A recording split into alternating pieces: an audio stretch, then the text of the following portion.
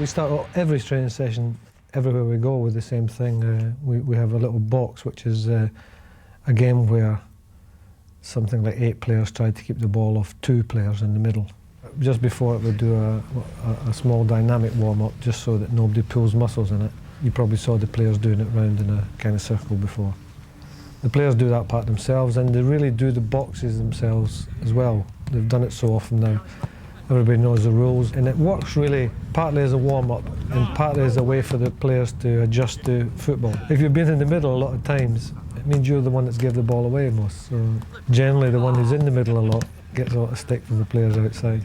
It also is, it's amazing the amount of skills they do demonstrate. You know, sometimes they hit passes that are absolute struck like rockets, and people control them instantly. Normally we'll do a session which is technical and extends the warm-up a little more.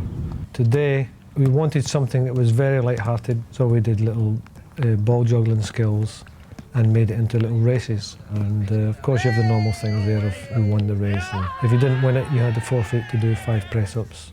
And of course when they're doing the skills, they're working the muscles in the legs anyway, and we mix that with movement, passing the ball in between, so hopefully it got their muscles nice and warm again. In the training this morning, we worked the defenders who play together against the attackers that play together, so that it's a double benefit. So we had in one group Gary Neville and Laurent Blanc and Ronnie Johnson and Dennis defending against David Beckham and Ryan Giggs and Veron and Scholes and Ruud van Nistelrooy. And so we worked on both sides of the thing. The defenders, how they defend against it, and we tried to put them under pressure to defend when they were tired. They worked intensively, attack after attack. But it was also for the attackers as well, because they had to come up with ideas to break through, and it's quite difficult to do. We have to be careful. Sometimes we don't want all the intensity to finish up on the training field.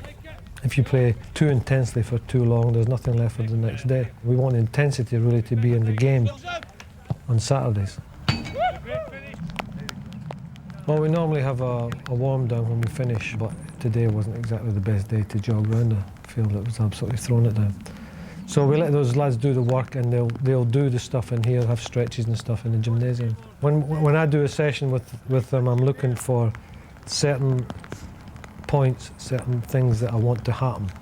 I think if you asked any player, any day, they'd say that they were an outstanding player in training. They've got to do that for their own ego's sake, you know.